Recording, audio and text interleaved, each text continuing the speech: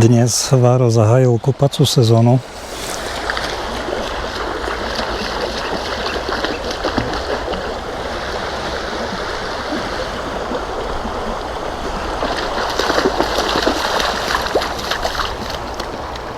Pekne si to užíva.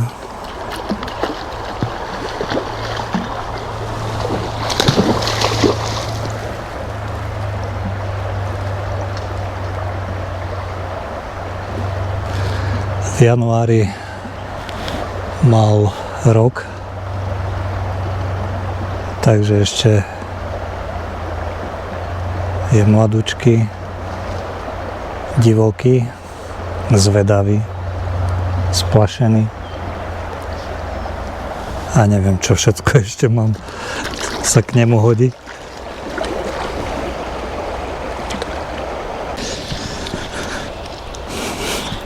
Mám tu takú malú čínsku stoličku hliníkovú.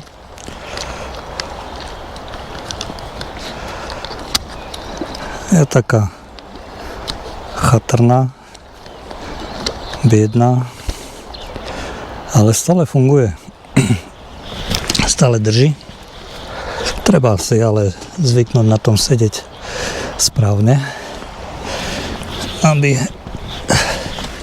sa nezlomila. Mal som dve také stoličky a jedna sa zlomila, ale pravdepodobne si na ňu niekto sadol tak, jak nemal. Dnes to video v podstate nebude vlastne o ničom, bude to len také video. Váro, nechaj kameru. Bude to len také video o našej prechádzke v prírode.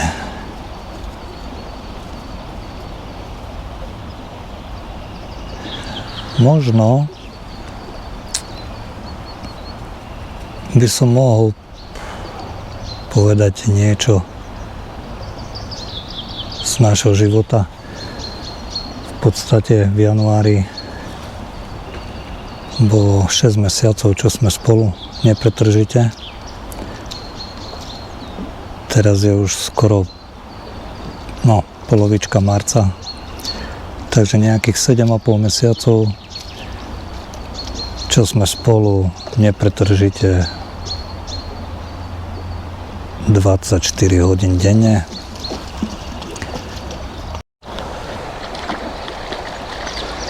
Život s ním je naozaj zaujímavý. Je to v podstate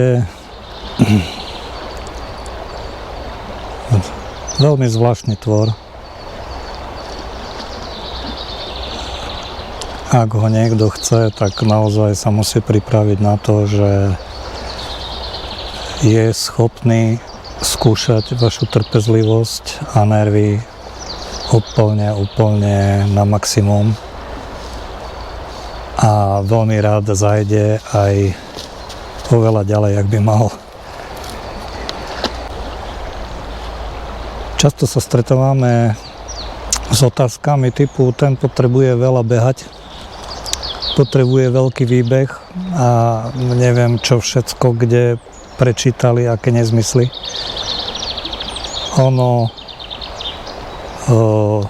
Áno, pre každého psa, a teda aj samozrejme pre vlka, je výbeh v podstate dôležitý. Je to pre nich zábava, súčasť dňa. Ale nie je to dôležitejšie ako to, že je s vami.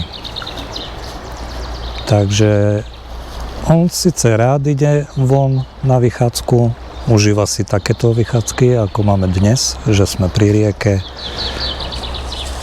o samote a nikto nás neruší. Tak toto si užíva. Vyslovene skúma okolie, rád sa čľapka vo vode a určite pritom vymýšľa, čo všetko by mohol urobiť zle. Čo si zapalovač našiel? Tak prosím pekne, niekto robí magnet fishing, my na to máme nášho vlka. No, Varo, fuj. Tak, to nesmieš. To dáme na kopku. Nie, to ani nebudeme to hádzať. Dáme to na kopku, Varo, k ostatným plastom. Je to veľmi živý tvor, ale váš život už určite obyčajný nebude. Ani jednoduchý, ale nemyslím si, že ani nejak veľmi komplikovaný. Proste musíte sa snažiť mu porozumieť a venovať mu všetok váš čas. Nie vyslovene tým, že stále musíte niekde byť, niekde sa prechádzať, niekde niečo objavovať, čo samozrejme on má rád, ale určite to nie je pes, ktorého by ste zavreli niekde v klietke na dvore a venovali mu pozornosť len, ja neviem, hodinku, 2 denne. To určite nie. Ten by robil všetko možné preto, aby sa z tej klietky dostal alebo z dvora a proste utiekol. On jednoducho, pre neho je dôležité nebyť sám, byť s vami, byť s niekým, koho má rád, na koho si zvykol, komu dôveruje. Povedzme si, už len keď proste je to tvor, ktorý vyžaduje vašu prítomnosť, by som povedal, 24 hodín denne, ale nie takú náročnú vo forme nejakých celodenných prechádzok a nabehaných kilometrov a ja neviem čo. Najideálnejšie je to, keď sú dva, buď jeden takýto a niečo potom menšie, rýchlejšie, hravejšie, čo by sa mu venovalo na vychádzke, tým pádom nemusíte vy veľa chodiť, oni sa už vybehajú sami, vybláznia. Ale uspokojí sa aj s normálnou prechádzkou na sídlisku, okolo panelákov, bez problémov. Keď mu človek za odmenu nechá priestor na to, aby si mohol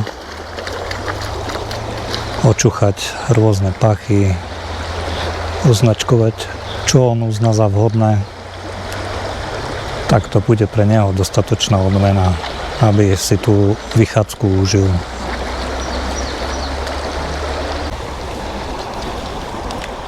Doma je toto čudo pomerne kľudné. My ho máme v 4-izbovom byte. Samozrejme, my ho nejako necvičíme, nepotrebujeme mať z neho cvičenú opičku, ale vychovaný musí byť. Základné povely na to, aby sme mohli doma fungovať a v podstate aj vonku. Tak tie musí ovládať. A povedal by som, že čo sa toho týka, človek musí vedieť byť na nich veľmi prísny. Aj v momente, keď už si to rozmyslí, lebo by ho najradšej vystiskal, ale dal mu nejaký povel, tak ten povel proste musí splniť.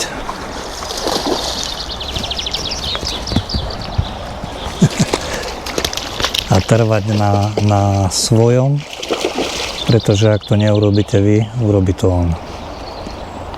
A verte, že nechcete, aby si také niečo u vás doma robilo, čo chce. Nehovorím o tom, že by mohla nastúpiť nejaká agresivita v prípade, že by ste mu nechceli vyhovieť alebo nejakým spôsobom v niečom bránili.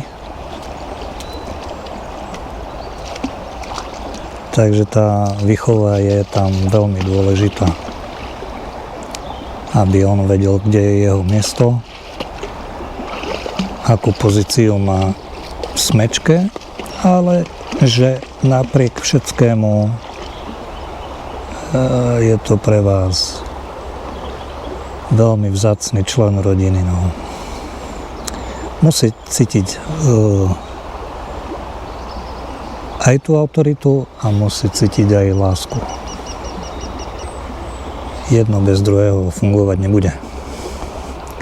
No a samozrejme samota tá tieto tvory zabíja.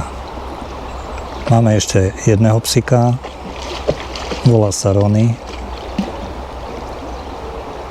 Tiež nie je rád, keď je sám, ale on je už tak zvyknutý, že už mu to nejaký takýto problém nerobí. Niekedy to naopak by som povedal, že vyhľadáva, že si ide do svojho pelechu aj napriek tomu, že sme všetci doma tak a proste potrebuje mať chvíľku len pre seba. Toto čudo ešte svoj kľud veľmi nevyhľadáva. Ešte ako štenia áno, keď veľa spával.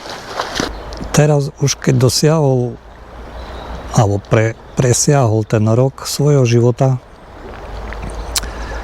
v podstate je ten život s ním trošku jednoduchší, už predsa len vie, kde je jeho miesto, vie, čo môže, čo nemôže. Samozrejme, ako mladý pes, tak to jednoducho proste skúšať bude vždycky. Čo by sa dalo obísť, čo by sa jak dalo zničiť. Je to proste neriadená strela, keď chce. Ale väčšinou je doma v kľude, užíva si našu prítomnosť a nie je nejako náročný. Hej, musel si zvyknúť na to, že všetci máme nejakú tú prácu, či už sme doma alebo nie sme. A on síce môže byť s nami, ale napríklad musí si len niekde ležať. Hej. Nehladkáme ho, nenaťahujeme, nerobíme mu zlosť, nenaháňame sa s ním a tak ďalej. Hej, že síce tam sme, ale proste jednoducho venujeme sa úplne iným veciam, tak na toto si musel teda zvyknúť. Ale už teraz je to úplne v pohode. Nemá problém proste fungovať normálne ako hociktorý pes. Len v tej inteligencii proste je vidno, že je to proste niečo iné. Nehovorím, že bežne psi nie sú inteligentné, ale toto je také proste svojské. No. Preto hovorím, že s ním už nikdy nuda nebude.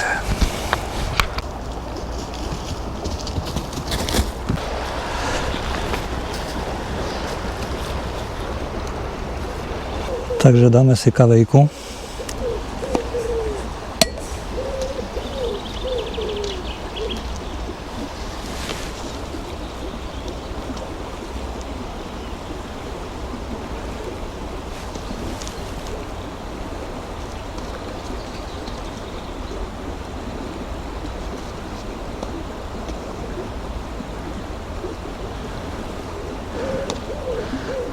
Tak, a toto teraz zoberte do bytovky. Teraz bude vyzerať ako úplný vlk.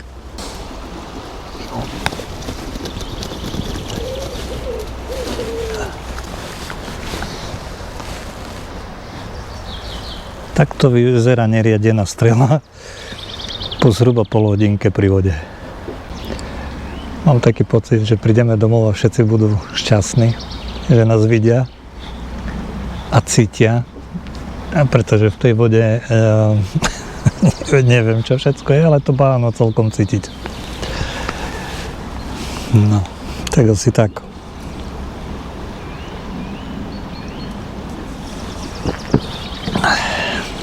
No, čo sa toho týka, nemám problém ho nechať, aby sa takto vybláznil a v podstate aj zašpinil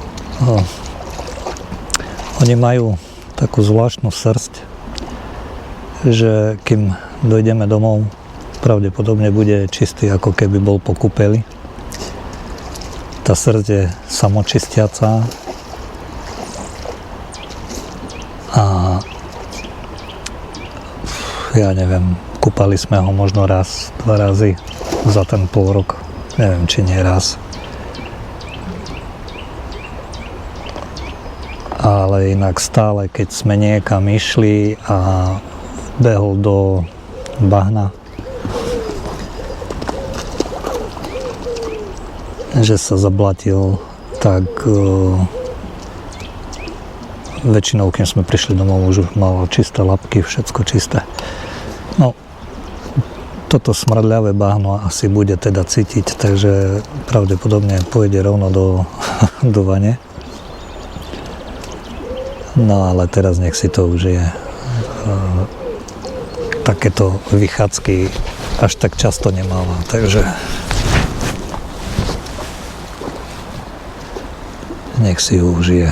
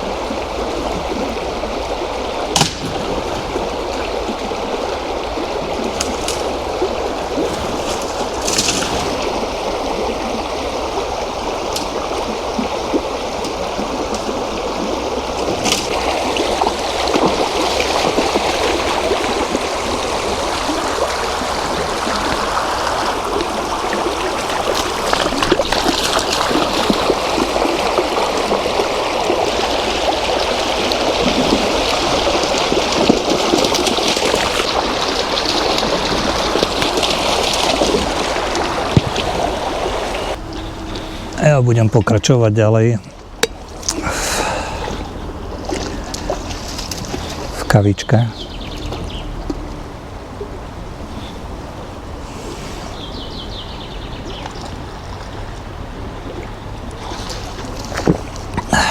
Toto miesto mám rád. Dúfam, že ho tak skoro ľudia nezničia. Neviem, ako dlho tu stojí, nestavial som to ja. Kvázi sa priživujem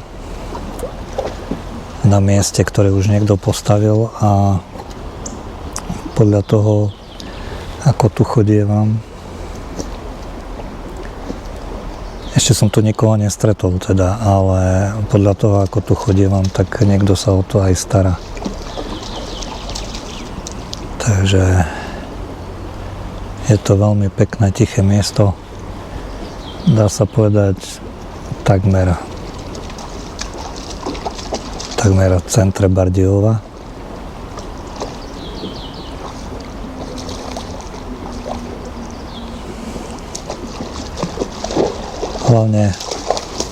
Hlavne sa tu dá takto sem tam vybehnúť.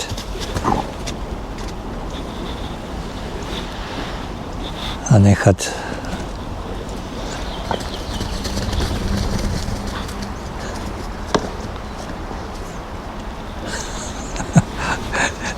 vybehať a vyblázniť vo vode tých našich ďablov. No, dnes sme vyšli iba sami dvaja a Rony ostal doma.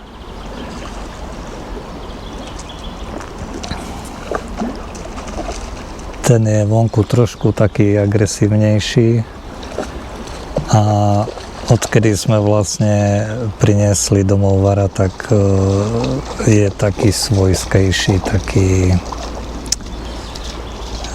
prišiel o to postavenie, že je doma jediný a celý svet sa točí okolo neho. Takže teraz, aj keď prešiel pol rok, ešte stále sa s tým zmieruje.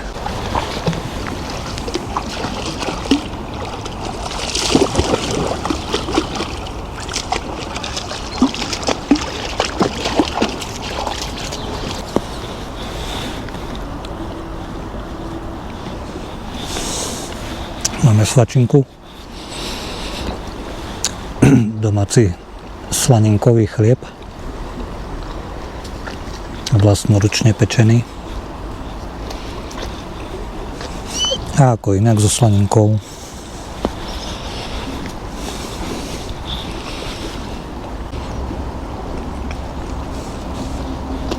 Neviem, čím to je, ale Váro má veľmi rád chlebík. Tak mu ho doprajem vždycky, ale snažím sa, aby nebol čerstvý.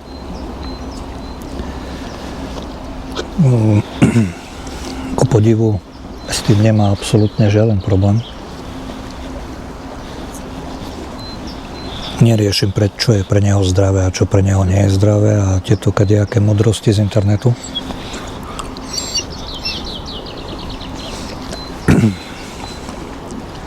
Proste vyskúšali sme, chcel chlieb, vyskúšali sme, dali sme mu.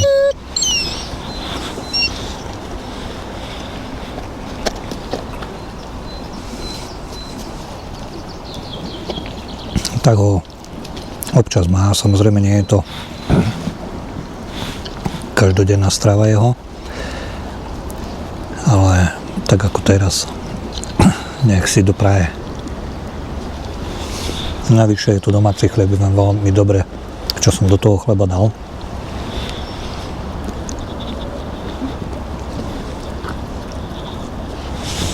No, drobec. Ešte tento kúsok ti dám.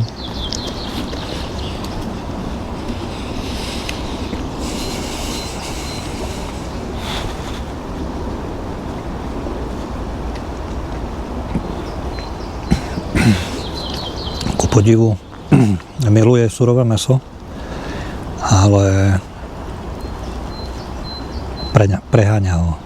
Má s ním problémy. A je úplne jedno, či je to bravčové, či je to divina, alebo je to kuracie. Stále má so surovým mäsom problém.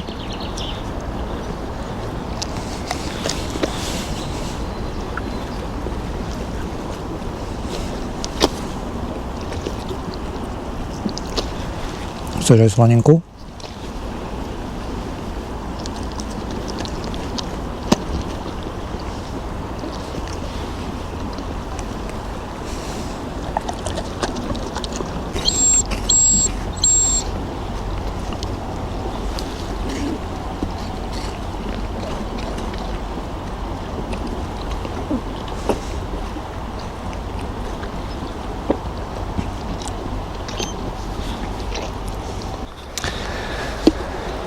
Takže sme po svačinke,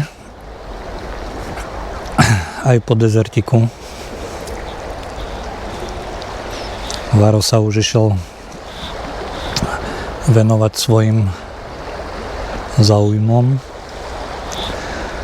Dúfam, že sa stihne, kým pôjdeme domov, aj okúpať aspoň väčšiu časť toho bahna, ktoré nazbieral. Že zo seba zmije tu a nie vo vani. Lebo tak, jak vyzerá teraz, to je proste jednoznačne, že skončí vo vani. Toto asi zo seba nedá dole, kým dojdeme domov.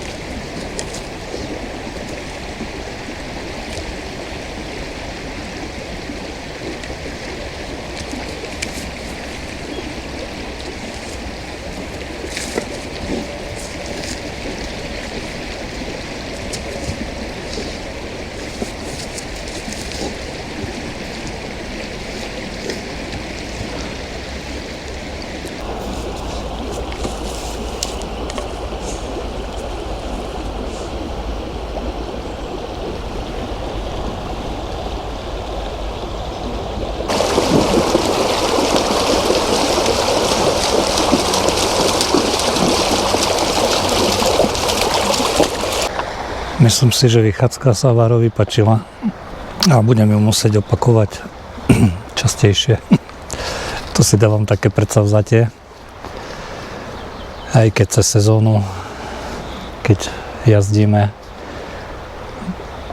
po jarmokoch, tak to bude trošku náročnejšie. A vtedy mu stačí aj to, že je medzi ľuďmi, celkom o to vyčerpá. Ale potrebuje byť aj medzi ľuďmi, aby si zvykol. Teda zvykol, on už zvyknutý je, ale potrebuje byť aj medzi ľuďmi,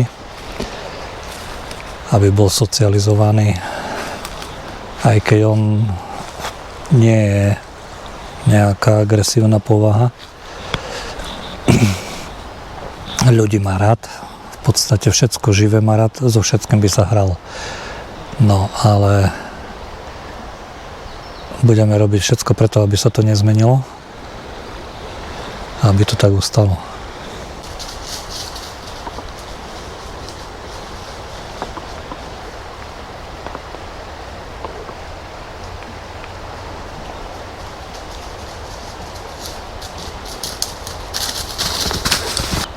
To sú jeho behačky. Proste dostať sa všade plnou rýchlosťou, všetko preskúmať, preňuchať. Zatiaľ ešte veľmi neznačkuje, takže ešte je to zatiaľ celkom také v pohode, aj s venčením. Ale keď už začne značkovať, tak to bude horšie. Nie horšie, komplikovanejšie na venčenie. Dopijem si kávu a vyberieme sa domov. Myslím si, že Váro si to užil viac než dosť.